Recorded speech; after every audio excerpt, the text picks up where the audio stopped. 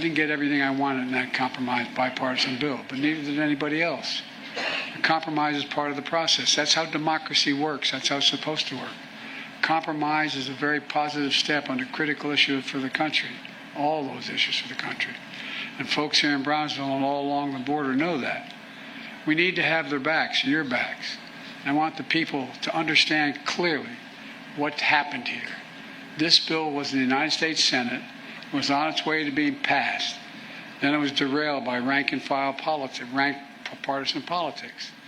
The U.S. Senate needs to reconsider this bill, and those senators who oppose it need to set politics aside and pass it on merits, not on whether it's going to benefit one party or benefit the other party.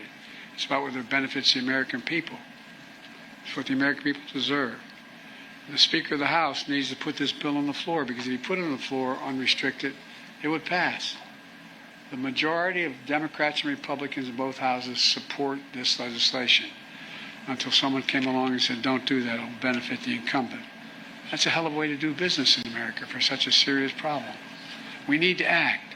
It's time for the speakers and some of my Republican friends in Congress who are blocking this bill to show a little spine. Pass a bipartisan, remember, bipartisan, conservative leaders supported this border security bill. Let's remember who we work for God's sake. We work for the American people. Let me end with this. I understand my predecessor's an Eagle Pass today. So here's what I would say to Mr. Trump.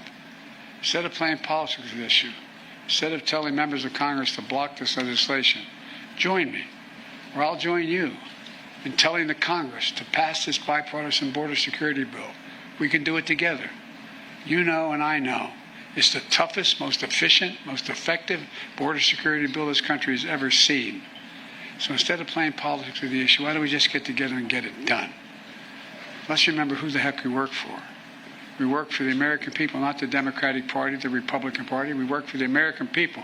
And let's remember who we are. We're the United States of America.